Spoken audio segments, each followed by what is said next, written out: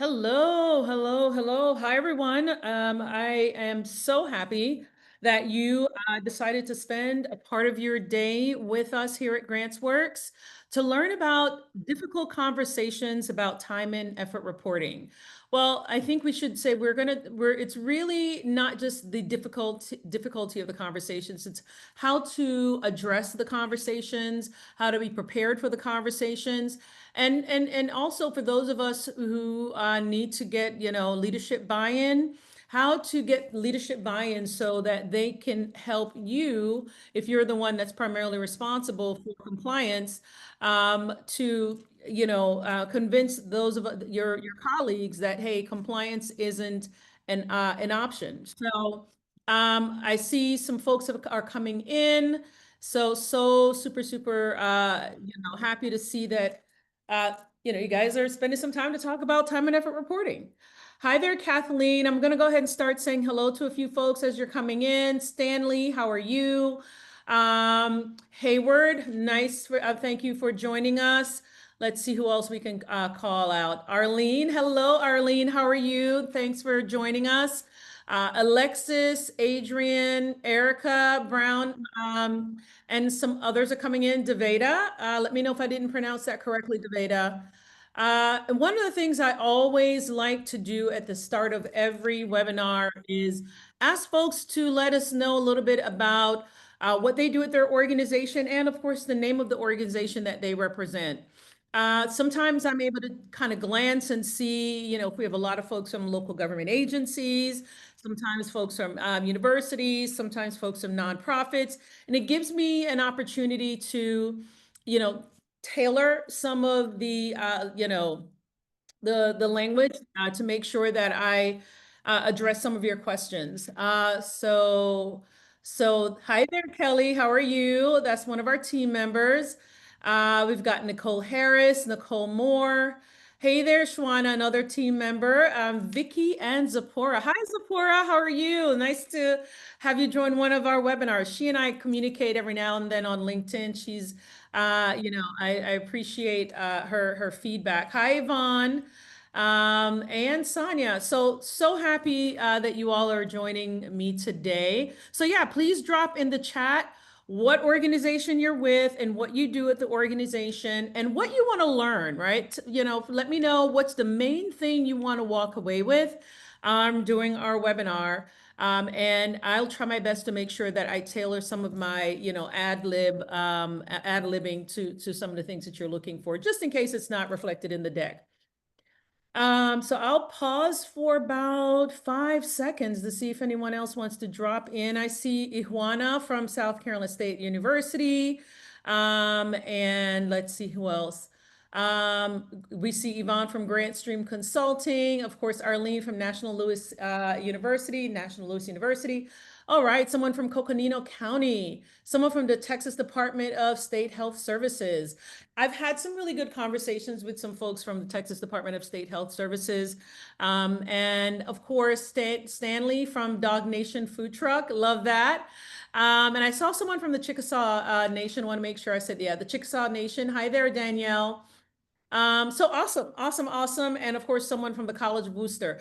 So without further ado, I'm Patrice Davis. I am the founder and CEO of GrantsWorks. And I write about, and share information about federal grants and of course other government grants, especially if they are federally sourced all the time. So I'm looking forward to sharing what I can about how you can, have those difficult but effective conversations with your team members about time and effort reporting. So I do want to let you know that behind the scenes are fantastic team members. Bridget will be moving the slides for me and getting the links to you and keeping track of those questions. Another team member, Shwana, is with us as well, and another team member, Kelly.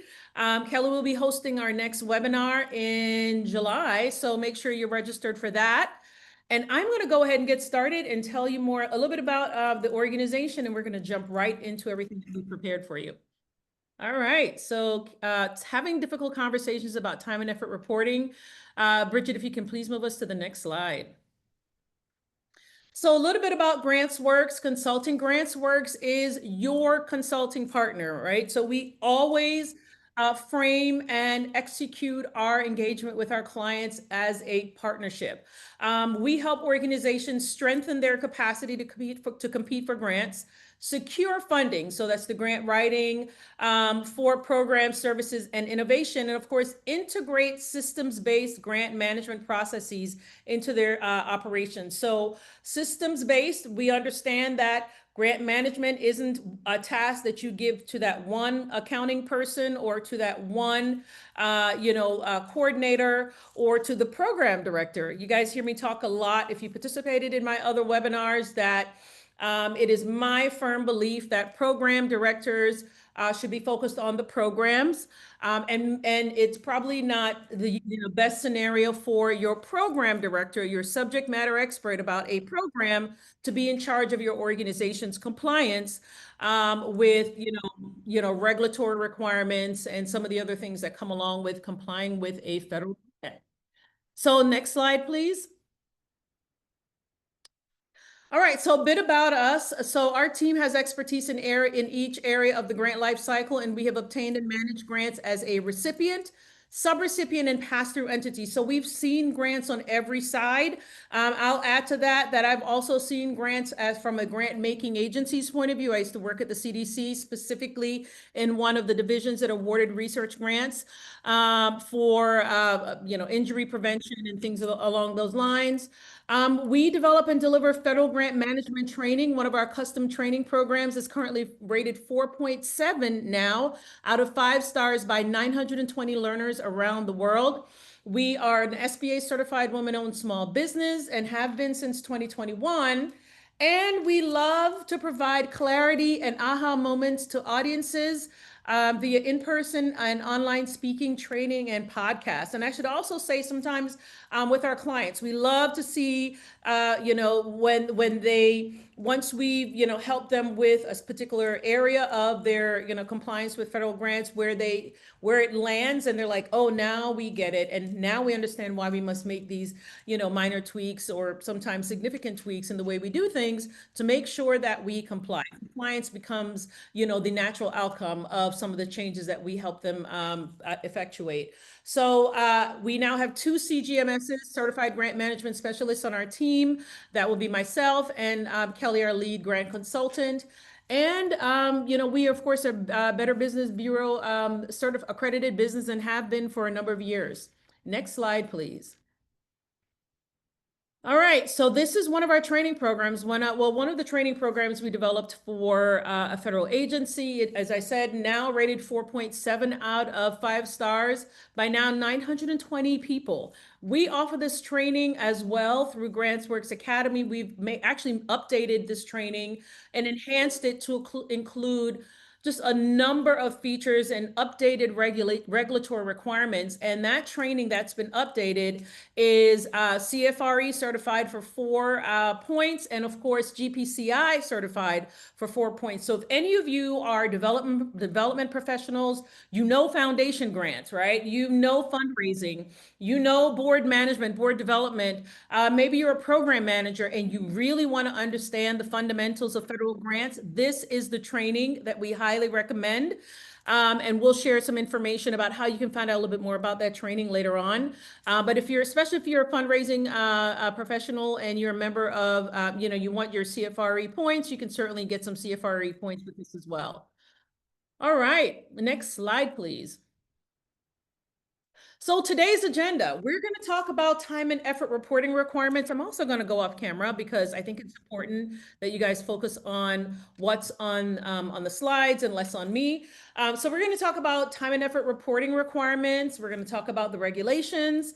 We're going to highlight why it's a top single audit finding and what your org needs to comply. We're going to provide an overview of what your org needs to comply. When we're engaged by organizations, we, not only do we let them know what they need to comply, we help them put it into place. So we are implementation specialists. We don't just advise, we actually can help you implement, which is, something that I think is really important. If you're looking for a firm to support your organization, you can see us as an extension of your team. We actually help you implement. And we can do that because we are all former federal grant managers, so we know this work intuitively. We're going to explain compliance requirements in clear, relatable terms. We're going to help you explain compliance requirements in clear, relatable terms. We're going to, highlight a few common objections. I'm going to ask you for some others too. I would love to hear some of the ones that you may have heard when you've tried to convince your team members that this is something that we have to do. And systems that make compliance easier for your team. Remember, I mentioned systems-based, processes. Once it's systems-based, it's so much easier. I won't say easier, but it's, compliance becomes, again, the natural next step or the outcome of, because it's a part of your system. It's not just something that you've kind of plugged on top of so many of the other things that you do within your organization. And then, of course, ensuring federal requirements are met. So we're gonna, make sure that we help you get that in place. So the next slide, please. All right, learning objectives. Here are just some of them. You'll be able to describe time and effort reporting requirements, explain why non-compliance with effort reporting is a top single audit finding, list some of the tools needed to comply with effort reporting requirements, effectively explain compliance requirements, and address common objections from team members who resist complying with effort reporting requirements. These are just some of the learning objectives. There are more. And so just wanted to give you an idea of what you're going to walk away with. Next slide, please.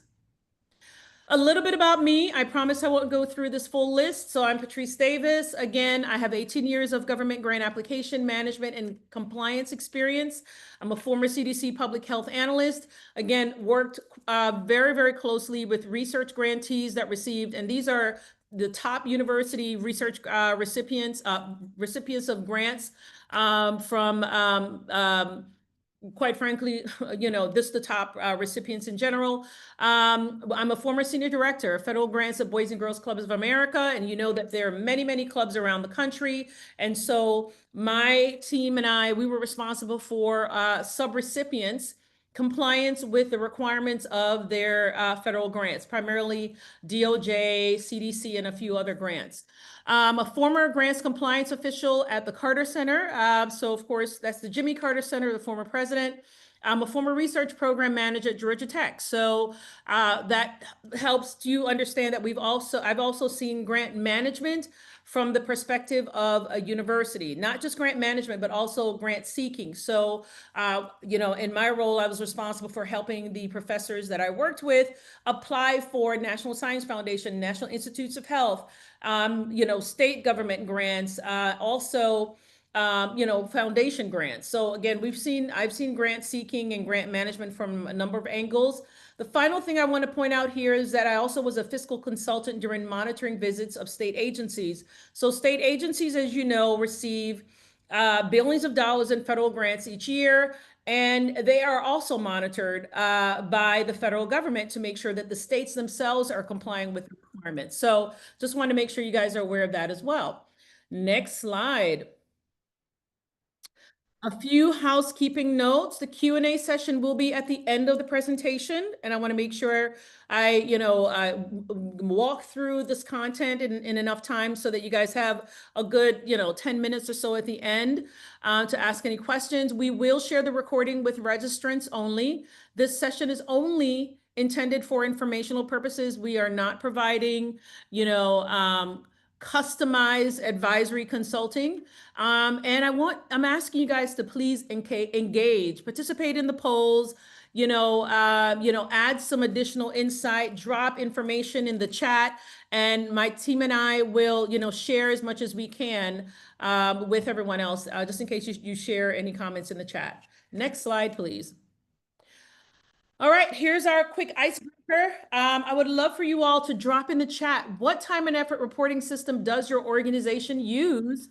That's the first part. And the second part, is it used consistently? I won't ask why, but those are the two things I would love for you all to share with us. What time and effort reporting system does your organization use, and is it used consistently? If you feel a little uncomfortable saying it may not be used consistently, you don't have to answer that part of the question, but I would love to see what you all are using. Let's check that chat. All right. So I see what you're saying. I see, Gassan, you're saying we use timesheets and it's used consistently. Awesome. Um, okay, good. Let's see here. The Nixonia timesheets use mostly consistently. They use Banner and may not be consistent. Yes. Universities, yes, yes, yes, yes. And later on in the, I'll share a little bit about what's happened with at least one very well-known university and their, the fact that they did not actually use a system consistently. Bear with me here while I take my, okay, awesome. So Bamboo HR, I see someone else shared that and Excel timesheets, and they are using it consistently. And Cayuse, I'm familiar with Cayuse. We used to use that for grant applications and electronic chronos. And my team also does the manual timesheets. Yes, it is consistent. This is awesome. All right, so this is good to know. All right, I see two more have come in. Timesheets used consistently, says Dr. Eastman. And of course, someone says, Dorothy said, we do not have a system. I'd love to learn what other universities use. We sign time and effort forms monthly. Good. So there are a couple of universities already in here saying, hey, we use timesheets. One says we use Banner. I'm assuming that is a university. I know Banner is used quite a bit by universities. Bamboo HR is used by several nonprofits, and Cayuse is definitely a system used by universities. So just wanted to, I'm glad we were able to share this information because you guys can learn from each other. And hopefully for those of you who don't have a system, you can take notes from what your other participants are saying that they use so that you can use it as an opportunity to, do a little bit more research to find out what's the best tool for your organization. Okay, good. Stanley says first grant applicant for my business. And let's keep going. All right, good. Banner. Love that. Love, love, love, love that. All right, so good. Thank you guys for participating. The next slide, please. So is this you, at your organization, you're unclear, you have an unclear time and effort reporting process, and you can see the stress on her face. Thank you, Gassan. You can see the stress on her face. She's like, okay, I have these expenses. I can't tie them back to anything. Guys, I've been there. I was a federal grant manager. Um, I don't know if how they've allocated these personnel costs are appropriate. Are they correct? I'm going to have to do some digging. Is this person even still on our team? Is this person even still in the organization? Are they in the right department? I've been there. So I can certainly identify with her, with how she seems to be feeling right now.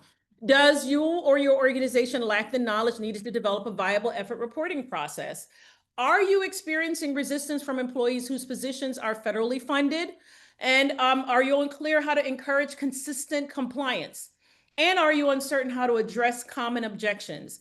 So again, that's the really, one of the things I like to point out about GrantsWorks, again, because we've been there, we've walked in your shoes, so we felt the frustration.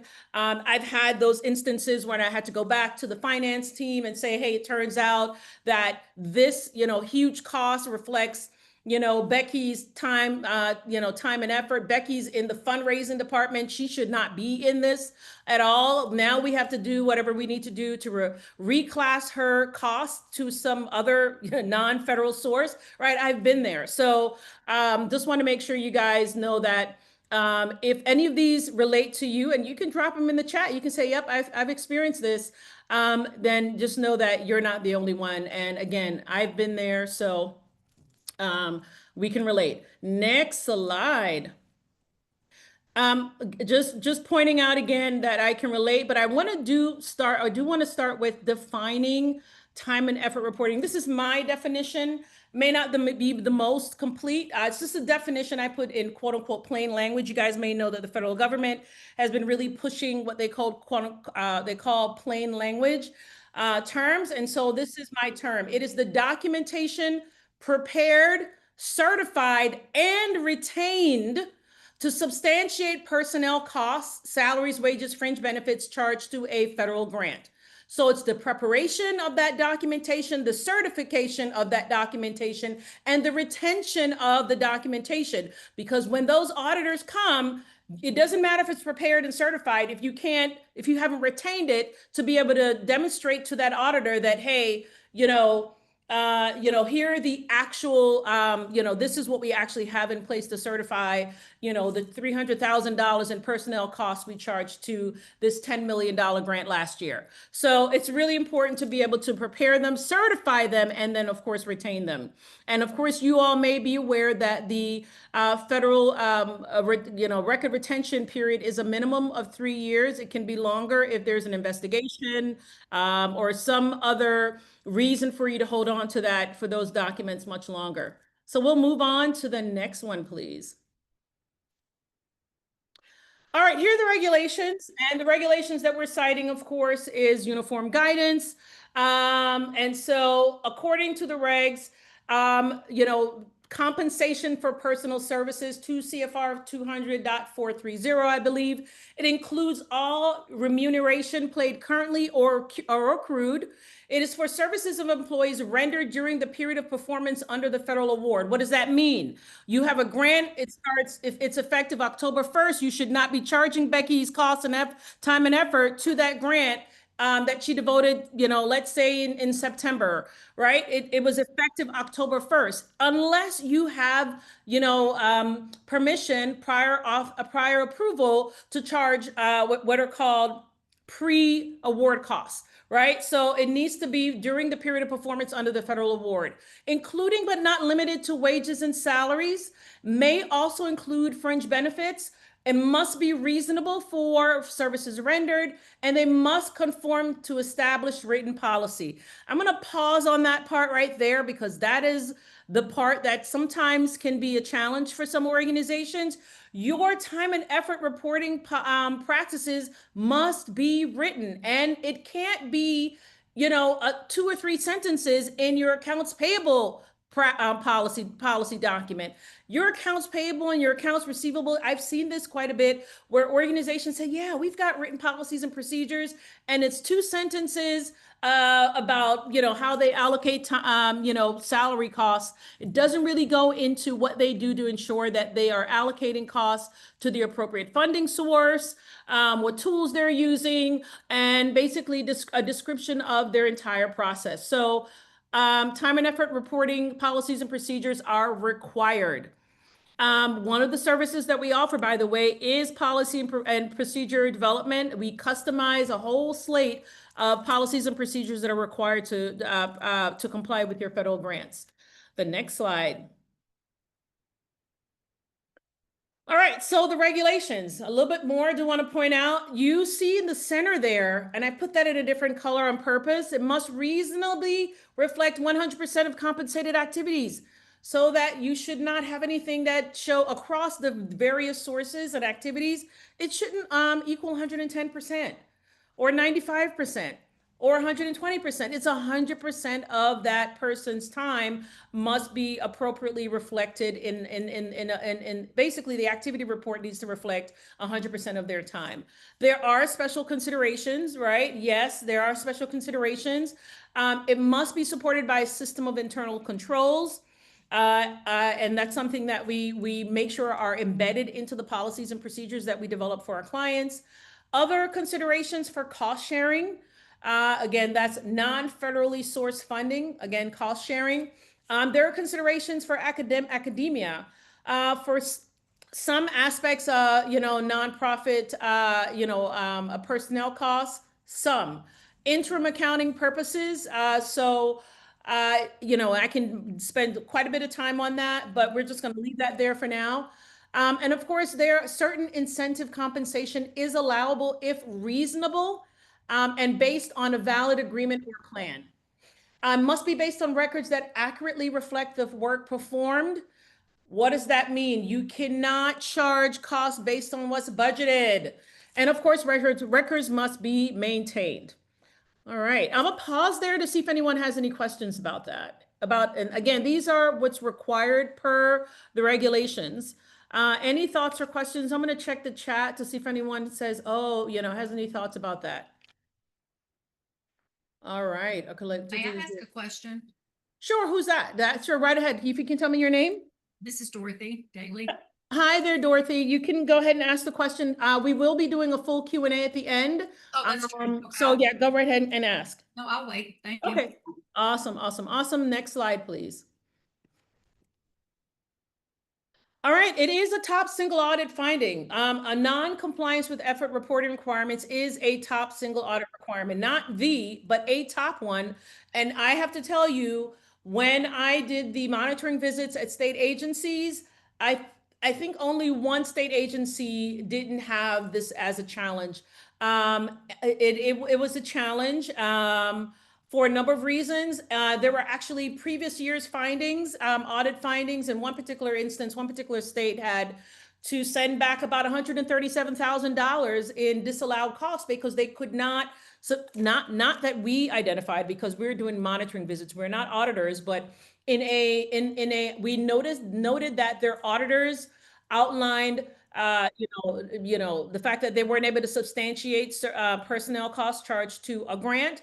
And as a result, that those costs were disallowed, and they had to send money back to the agency, about $138,000 in personnel costs. So this is one of the reasons why you want to make sure that you have this this tightly I would say built out within your organization, because it can lead to disallowed costs. So it's a top single audit finding for two purposes. One, reporting, because the reports are either inaccurate or inconsistent. So time and effort reporting, including inconsistent application of requirements across all funding sources, and time charged across all sources exceeds 100%. So it's a top single audit finding for two reasons: reporting, and the second one on the next slide. Allowability. It's a top single audit finding for allowability as well, because again, inaccurate payroll allocations based on estimates, right? You can also see interim accounting. That's something else that I would have to spend a whole webinar on that as well. After the fact reporting, or not reviewed or properly approved. So all of those things actually impact the allowability of those personnel costs. All right. Next slide. So the first poll, and we're going to ask Bridget to please launch the poll. Our organization has clear written time and effort reporting policies and procedures. So your responses are not, they're de-anonymized. I think that's the word. We're just going to be looking at your responses. We won't be able to tie that back to you. So your responses are yes, no, or I don't know. All right. So if we can have, all right, if you can, I'm going to give you all another, so far about 22 of you participated. If we can get another, let's say, it would be great if we can have all 38 participate, or about 35 or so, because I know 3 of us are team members. It'll be great if you can, awesome. So I'm seeing that most of you are saying yes, that's great. We're gonna wait about 10 more seconds to see if we can get about 3 or 4 more people to participate.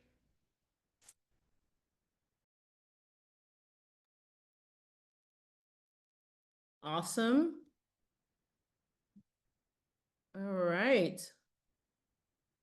5, 4, 3, 2, 1. We are going to, yeah, anonymous. But there's another word that's called de-anonymize, meaning, or maybe there's a word where we're saying we're stripping it away from the actual name of the person. So thank you so much for that, Kasam. So I'm gonna so right now the poll results, as you can see, 52% of you said yes, you do have clear written time and effort reporting policies and procedures. That is awesome. 21% said no, and then another 28% said I don't know. So just wanted to, I'm going to stop sharing that, but I do absolutely thank and appreciate you for participating in the poll. And then, for those of you who said, I don't know, maybe at the end you can let me know, why you're not sure. Maybe this is something that, would love to learn a little bit more about that. Let's move on to the next slide, please. So here's what your org needs to comply. This isn't it's most of everything. So you definitely need a time and effort reporting system. And at the top, you saw several people said they use Bamboo HR, they used Banner, it sounds like it said said Cayuse, and I didn't know that Cayuse does that now, so that's fantastic. Some folks said timesheets, others said Excel. But yes, a time and effort reporting system. And then, that system needs to also have a certification process. And so just want to make sure you guys are aware of that as well. And it needs to, have embedded within that system internal controls. You must also have written policies and procedures, and of course, consistent and timely reporting. So just want to make sure and one other thing I should have added here is, record retention, for these, for your time and effort records. So I do want to make sure that that's included as well. You just want to definitely make sure that you have them and retain them for a minimum of 3 years, so that you have them at the ready just in case the Government Accountability Office or the Office of Inspector General, I'm not sure if they still exist, but if someone's from the OIG shows up, at least you have them at the ready. And of course, certainly if an auditor shows up, especially if you are single audit, you achieve that, you reach that single audit threshold. Next slide, please.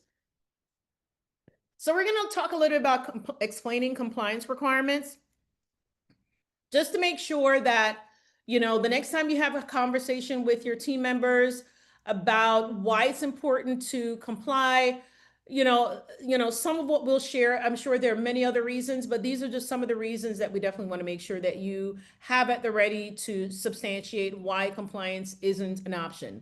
The next one, please. So number one, as you're explaining these compliance requirements, you have to be clear and firm. So, this isn't something that you announce in a meeting and, let things fall by the wayside. You must go in with clarity about why you need to comply and how you propose that the organization complies. What tools you or someone on your team or the organization has put in place to make sure compliance is accessible, and something that can be maintained and something that is consistent. You definitely need to be firm that this is something that we have to do. Compliance is not an option. You may have gotten away with it at another organization. Whatever it is that they use as their reason for why they don't want to comply, you've got to have your rebuttal, so to speak, ready to go to explain that this is something that we have to do as an organization. You must factor in regulatory requirements. One of the things that I did quite a bit in my various positions as the person responsible for compliance is I had the regulations at the ready. I knew how to find all the regs and some of the other guidance. And I let the regs and the guidance speak for themselves, so that it wasn't Patrice's thoughts, Patrice's opinion. This is what the federal government says, that if we're going to be utilizing this $26.5 million grant from the DOJ, here are the rules that we have to abide by in order to be able to access those funds. Right? So it's very, very simple.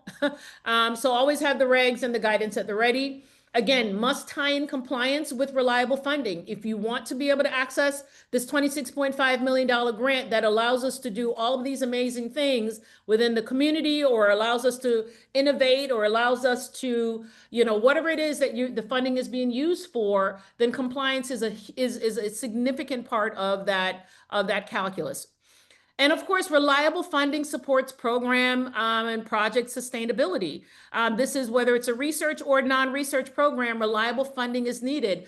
And for those of you who are faculty, obviously reliable funding supports the projects that you are then using to support what you're, proposing to various journals, right? So that you can get various articles published. So compliance is just really a part of that cycle, so to speak. It's not, something that you kind of have to deal with or you have to tolerate. It's just a part of the calculus whenever you accept federal government grants. And the reason being, of course, is that federal government grants are taxpayer dollars. That's it. taxpayer dollars, and therefore it just ups the ante for what your organization is required to do to comply. All right. So the next slide, please. All right, so here's some things that non-compliance can lead to. As I mentioned earlier, disallowed costs. There was a state agency that, as I mentioned before, had to pay back $138,000 for disallowed costs, so that they had to dig into their operating whatever funds, it couldn't be federal source, right? They had to dig into their operational funds in order to pay for costs that were disallowed because they didn't properly substantiate personnel costs being charged to the grant. It can lead to an audit finding, which of course shows up in your audit report, which if you are single audit eligible will now obviously needs to be submitted to the Federal Audit Clearinghouse, which means it's public, right? So yes, all of those are now public. And Kelly, correct me if I'm wrong. The single audits didn't used to be public. They started being public, I believe, in 2023 or so, where you can literally type in an organization, and if they needed to have a single audit, you can type in you can go to Federal Audit Clearinghouse, type in the organization, and it will pull up their last single audit if they've had a single audit done. Kelly, let me know if it was public before. I don't recall being able to just pull them up, but now you can certainly pull them up from the Federal Audit Clearinghouse. Again, it can also potentially lead to grant termination for ongoing non-compliance. And of course, fees, penalties, and more. And more, we know, and more could mean a whole host of things. Legal action, things like that. I do want to point out here that the awarding agency, that's the federal awarding agency or the pass-through entity. So if it's passed through, let's say, a county government or another nonprofit, they can initiate one of several remedies for non-compliance if it is determined your organization does not comply with effort reporting requirements. So I do want to make sure you guys are all aware of that as well. And I'll see if Kelly dropped in any thoughts on that. No, nothing yet from Kelly. She must Yes, Patrice, apologies. Yes, it's been up for a number of years, but it's still accessible that you can access prior audit reports from different organizations through the Federal Audit Clearinghouse. Awesome, awesome. Thank you so much, Kelly. All right, so next slide. We're going to talk a little bit about Columbia University's $9 million effort reporting case. I've cited this case before. There are others. But this one, I just wanted to cite this. And I do want to point out, you see that I have in 2014, not to be mistaken with some of the other things that are happening in Columbia right now. This happened in 2014. The DOJ settled a case filed under the False Claims Act against Columbia University for improper cost recovery, where it was found that Columbia submitted false claims for over 200 International Center for AIDS Care and Treatment Programs employees. And I do want to point out, Columbia's is one of many. If you ever wanted to spend some time, just for thrills, just Googling some of the settlements and other outcomes of cases brought by the DOJ for grant misuse, or even grant fraud, you'll find quite a few. I'll leave it. I'll leave it there. I'll just leave that there. So I do want to point out this quote here. So the university rarely asked questions about how employees spent their time, leading to overcharges and flat out fraud. So Columbia had to pay back $9 million. Next slide, please. So here's some more information from Courthouse News Weekly as they were summarizing that story. There was a lack of oversight and shoddy accounting that led to false reporting. ICAP, and that's the name of the organization, that's the acronym, ICAP's management was well aware of its problems. And one ICAP director stated to a colleague in 2009, and this is how far back it went, right? That effort reports were, quote, notoriously inaccurate, but that he, quote, usually just certified whatever is listed. And then one of the principal investigators stated in an internal memo that ICAP was, quote, fortunate to have large direct cost budgets, but we cannot continue to put inappropriate charges on those budgets to cover the shortfall created by the school's failure to honor its commitment. So again, if you guys want to look that up, learn a little bit more about that, one of the sources you can take a look at is Courthouse News Weekly. DOJ actually has, summaries of a lot of the cases as well. But yeah, just do a Google search of university grant misuse, and quite a few cases will come up. And as a result of those cases, quite a few universities have really shored up their some of the things that they do to ensure that they comply with federal grants. Um, and I'll leave it there because so I'll leave that there. Next slide. So approaching your team members with clarity and a plan. Next slide.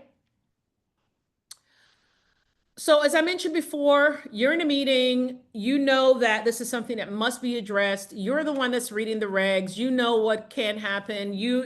Whatever the case may be, announcing it alone will be insufficient. It's not, you're not going to necessarily, well, I won't say that. Convincing folks that they need to comply with effort reporting is one thing. Again, approaching them with a plan and tools at the ready. The tools may not necessarily be at the ready and everything in place, but definitely share with your colleagues. This is something that's required. Here's what can happen if we're not compliant. Here are the processes that will be modified internally or created internally to make sure that we are complying. Here's the leadership buy-in that I received. We will be doing this effective so-and-so date. Right. So, just want to make sure that, we go in, going beyond announcements, and certainly going in with a plan, leadership buy-in and an effective date. And of course, you're ready to describe the tools. Again, lay out the requirements in the organization's process with clarity. You definitely want to, again, approach with tools, as I mentioned, timelines and approval processes, an effective date. And you want to make sure they know this is where the records will be maintained. So for whatever reason, someone needs to make a change there, that should be easy as well. I recall when I worked at an organization and we rolled out a new process, and it really required collaboration amongst our team, and we were a pretty large grants management team. The program folks who were reporting quite a bit of their time, HR, finance, it's a collaborative effort. It is not, that's why I always say that grants management, federal grants management must be systems based. All right. It's not that one grant accountant that you give that responsibility to that's chasing everyone around to be able to find out whether or not the costs that they allocate to the grant are accurate, or are they going to, so it's this, and I just wanted to point that out. And it is certainly not a responsibility that you give to your program director, again, because your program director is your program subject matter expert. They should not be the person that you assign the responsibility of complying with your multi-million-dollar or even your six-figure federal grant. All right, next one, the next slide. You definitely want to align your plan and processes with regulatory requirements, as I mentioned before. You can go to 2 CFR 200 subpart 430, compensation personal services. Yes, they call it personal services. It's your personal services, not personnel services, personal services. It lays out the requirement, it lays out the standards, and it lays out what the documentation is that's required. And it also does lay out, quite frankly, it does also lay out some of the other considerations that I mentioned earlier. Right. And so just want to make sure you guys know where to find the regs. Next slide. So for those of you who may not know, maybe this is your first time participating in a GrantsWorks webinar. Every year now, we lay out 12 monthly webinars. And so as you can see, you can go to the grantsworks.com website, go under training, and under training, you'll see our 2025 events. So you can go ahead and register for our July and other webinars. We have a combination of paid webinars and complimentary webinars. This is one of our free webinars. So just want to make sure that you guys are aware of that. Thank you so much, Bridget, for dropping that link in the chat. So you guys can go ahead and save that. Next slide. And the next webinar is going to be how to effectively close out your federal grant under the revised regulations. That's going to be hosted by Kelly. She's our lead grant consultant, and so she's going to really lay this out really well for you guys. So definitely register if you have a grant closeout coming up, or you just want to make sure you develop a plan. if you're going to be closing out a grant very soon. All right, or register because you want to be prepared for when those closeouts come, whether it's next year or 2 years from now. All right. Next slide. I do want to take some time before we talk about, I do have some additional information to share with you about how to monitor these costs and monitor compliance, some of the remedies for non-compliance, and definitely want to focus on some key takeaways. But I do want to talk to you a little bit about the Federal Grant Management Preparedness Program. It is a service that we offer that is an all-in-one solution for effective federal grant management. All-in-one because it includes grant management, policy and procedure development, again, customized policies and procedures, federal grant management training. So we come to your organization and train your team, or we provide training to your team online. That training includes activities, quizzes, things that we do to make it fun. Obviously, that's improved when it's in person, but we can certainly make it as fun as possible.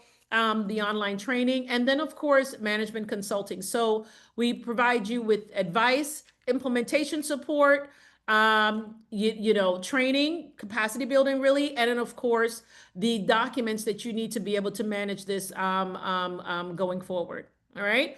So just want to give you some insight into the FGMPP. The next slide, please. All right, so you can schedule a complimentary consultation with us. So you can yeah, absolutely. So there's the link to schedule a meeting with us. I have some time slots already open on my calendar for next week.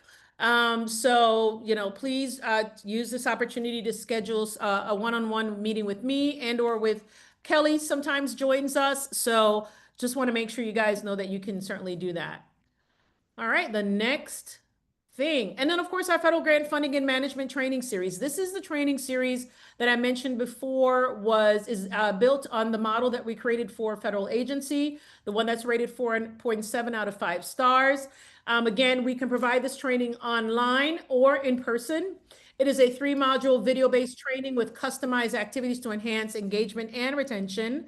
There are Q&A sessions after each module, online practice quizzes and assessments.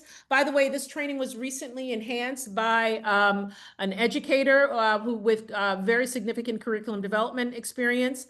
And the next slide.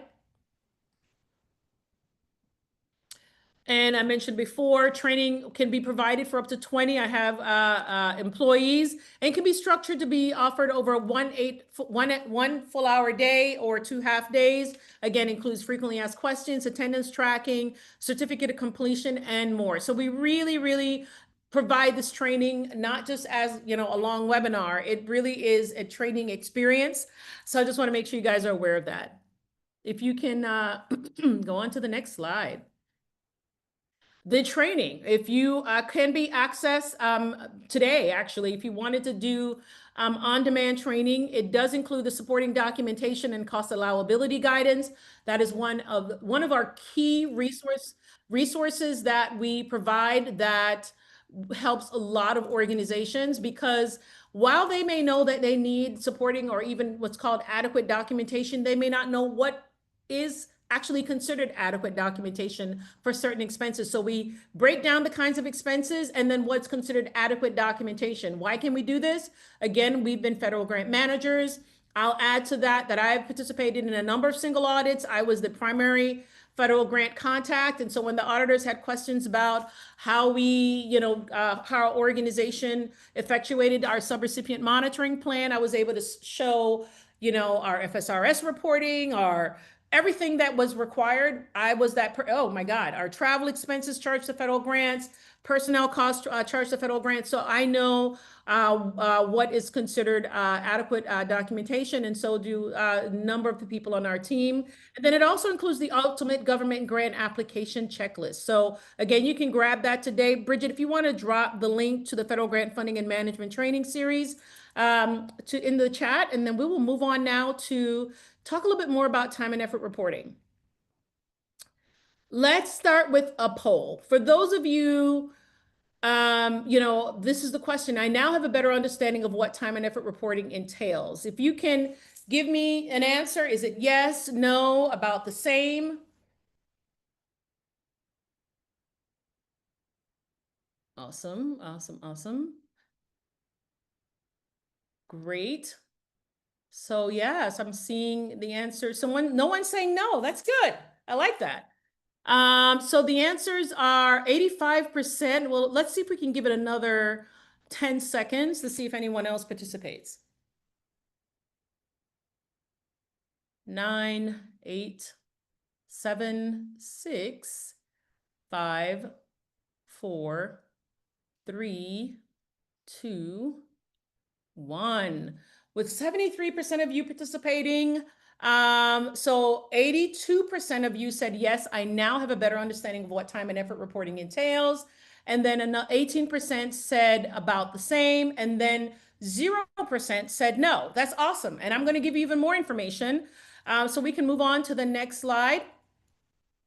So here's what non-compliance can lead to. And I've already talked about this, but I do think it's important to, just drive it home. Non-compliance can lead to funding loss, disallowed costs, fines and penalties, right? Audit finding. And this is the one thing that we don't think enough about. Your organization's reputation can be damaged.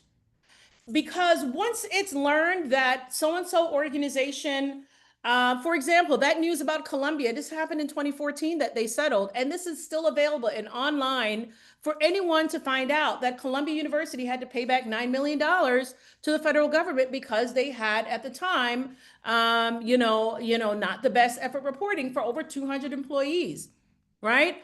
Non-compliance can lead to reputational damage. And that's one of the things that sometimes many of us may not be focused on is that, this is something that once it's reported, it's in the news. By the way, you guys, for those of you who don't subscribe to the GrantsWorks newsletter, I highly recommend that you subscribe in every issue. And this is every 2 weeks that we send out a newsletter.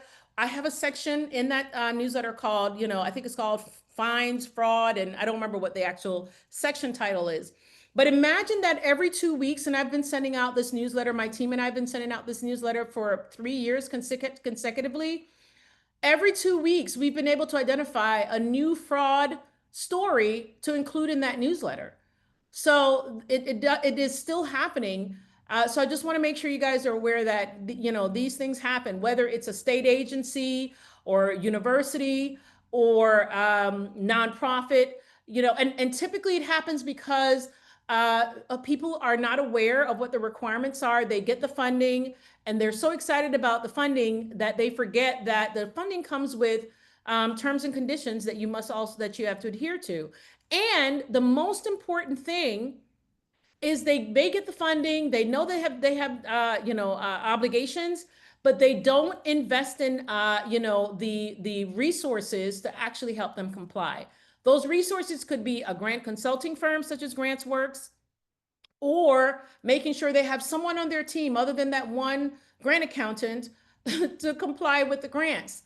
And they have that poor grant accountant running around like a chicken with his or her head cut off, trying to chase everyone down to make sure that they have what's needed to be able to properly allocate costs. So non-compliance happens, it's real, and it can lead to one of these 5 outcomes. The other one could be jail time. I don't have that here, but it could lead to that. Yeah, and it's typically when it's flat out fraud and it's for, quite a few other situations. But yes, there's been instances of principal investigators at universities, being, ordered to go to jail for flat out grant fraud. All right. All right. The next slide, please. So how do you prepare for common objections? Right? Here's some of the things that you may hear. It takes too much time to report this. All right, I don't have time. I'm focused on this or I'm focused on that. Unfortunately, it's going to take even more time if you have to fix this on the back end. So it's better to take the time now to spend however many consecutive weeks you and your team need to spend to put a proper system in place. And then execute that system, right? Implement, execute, and make sure that you consistently utilize the system. It takes too much time to set up the systems and processes. Again, you're going to have to set it up on the back end if it turns out that, there's some related findings or disallowed costs. It's added bureaucracy and administrative time and work. Again, basically the same difference, the same thing. It's more things that you have to do. You can see the folks in the picture, they're not pleased about it. They're not pleased that they have to do this, but guess what? It's required. Once you accept federal dollars, federal grant funding, these are some of they tend to be, large grants that allows your organization to do amazing things, but there's of course, responsibilities that come along with that. And I don't have to do this for so-and-so grant. Why do I have to do it for this? Again, because these are taxpayer dollars. And there are regulations that outline these requirements. Okay, next slide. All right, so Bridget, just let me know we have 5 minutes left. How do you monitor this? Definitely monitor costs, right? There are ways that you can monitor costs, and not can, should, and actually not should, must monitor costs. For those of us in the grant space, we know the whole joke about should versus must. In this case, it is a must. You must periodically review for adherence to the process. You definitely want to look for unreasonable reporting. Just make sure that's a part of your, compliance monitoring activities, and you want to make sure that that these costs are being, or the reporting is being certified. Right. So just want to make sure that we focus and leave things there. The next thing I want to do, I believe, is the key takeaways. Next slide. All right, so key takeaways. Your organization must have a reliable time and effort reporting system. Non-compliance with effort reporting requirements can lead to fines, penalties, audit findings, and more. Compliance is not an option, it is a regulatory requirement. Some team members may not understand, it should say understand, not an understanding, the why, what, and when of effort reporting. And it's your responsibility. If this is indeed your responsibility, you've got to help them understand the why, the what, and when, right? And of course, and the who is extremely important. I should have had that there. And effective and consistent communication and collaboration are key to ongoing adherence. All right, next slide. Questions. Now we're going to take a couple of questions. I can stay a little bit longer. Actually, you know what? Actually, I am going to be leading another workshop. So I'll take 2 or 3 questions. And then, oh yeah, I'll take 2 or 3 questions. So let's see what's in the chat. Okay, good. Thanks, Juana, for that correction. There's the link, guys, for you to schedule a complimentary consultation with me. Are any of the prior training sessions available for review? If so, how and where can I access them? So some of them are available on the GrantWorks YouTube channel. Some of them are available there. The others, we only make available for organizations that paid, if it's a paid webinar. But definitely go to the GrantWorks Consulting YouTube channel. You can see some of them there. How many staff and consultants does your firm currently have on board? It changes. Right now, we have about 5 staff and a number of consultants that we work with.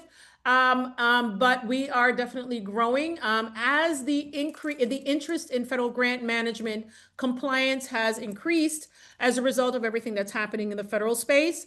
We're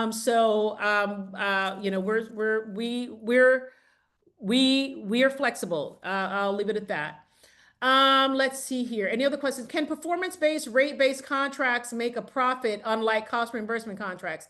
Great question. Can performance-based, well, first of all, you can't make a profit from a federal grant unless you're a contractor. And in this instance, we're not talking about, effort reports that may be required from a contractor. Effort reports are required from sort of like a solo consultant, but not necessarily a firm. But I do know of some organizations that require, some kind of time tracking system to just, be able to have that. But yeah, you can't make a profit from a grant. Again, unless there is it is a contract, unless cost reimbursement contract. Yeah, I would have to have a separate conversation with you, Ghassan, about that. And I don't want to go into it a little bit more right here, only because I don't want to confuse some of the folks that are on the call. Any other questions? Let's see here. Any other questions? I see messages coming in. It says here, we have an ongoing issue with changing the funding source for pay, and then it doesn't align with the time and effort form. It's an internal issue with routing to the pay distribution changes. How do we best address these discrepancies? I don't know if you guys are reviewing these and addressing them on a monthly basis, but that's the only thing, Sonia, I can point to. Absolutely. I'm not sure who's responsible for monitoring the various sources of funding, and then therefore making sure that those changes are made within your financial management system. And then, of course, communicating that to whoever's going to be doing the effort, the time and effort reporting. So it's a multi-step process, but I'd highly, highly recommend that this be done on a monthly basis at least. Hope that answers your question. Yes, for Kathleen, to answer your question, yes, absolutely. If you apply from a grant from a state education department and it contains a mix of state and federal funds, yes, you need time and effort reporting. Okay. All right. So that is it. Is non-federal grant time and effort also considered? No, well, it could be state or local government grants, but if the state and local government grant is federally sourced and the state and local government agencies requirements. So you've got to take a look at that. So I am out of time, guys. It is 1:01. I appreciate all of you for participating. Thanks again. If you have any questions, reach out. Thank you, Zipporah. I appreciate it. And thanks to all of you for joining me for the webinar. And I hope you participate in the one that we have coming up in July. All right. Thank you.